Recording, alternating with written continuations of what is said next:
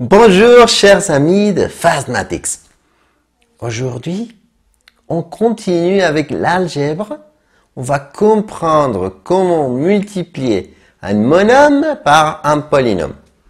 Il faut rappeler qu'un monome, c'est une expression où il y a un seul terme et un polynôme, deux termes ou plus. Suivez-moi, s'il vous plaît. Tout d'abord, rappelez-vous qu'il faut toujours se rendre compte de combien de termes est-ce que j'ai dans une multiplication. On va compter. Ici, je vois qu'il y a un signe négatif, mais c'est au début, pas de problème. Mais entre les lettres et le nombre, il n'y a pas de signe positif ou négatif. Alors, ici, j'ai un seul terme. Maintenant, on va dans les parenthèses. Et on regarde qu'il n'y a pas de signe positif ou négatif entre les lettres ou le nombre. Mais ici, il y a un signe négatif. Alors, nous avons un terme séparé par un signe négatif d'un autre terme. Ça veut dire que nous avons un monome, un seul terme, qui est en train de multiplier un polynôme, deux termes, ou si on avait plus, c'est aussi un polynôme. Qu'est-ce qu'on fait?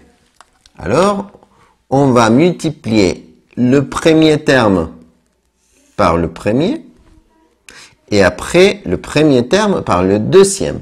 Et si on avait un troisième terme, pareil. Rappelez-vous que lorsqu'on multiplie un monome par un monome, parce que c'est ça qu'on va faire, et après un monome par un autre monome, c'est ça qu'on va faire, d'abord les signes, ensuite les coefficients et à la fin les lettres. Donc, négatif fois positif, ça fait négatif. 2 fois 4, 8. D'abord le signe, ensuite les nombres et finalement les lettres. X au carré fois x à la puissance moins 1, ça fait x à la puissance de moins 1, 1. Mais on n'est pas habitué à écrire l'exposant 1 à l'algèbre.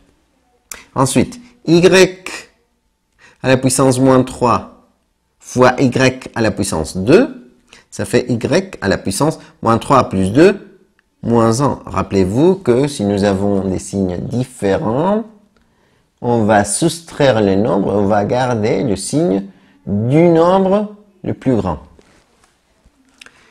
Nous avons fini de multiplier le premier terme par le premier terme. Ensuite, on va multiplier le premier terme par le deuxième terme. Donc, négatif fois négatif, positif. 2 entiers fois 1 tiers, 2 entiers fois 1 tiers, égale 2 fois 1, 2, 1 fois 3, 3. Très facile, 2 tiers.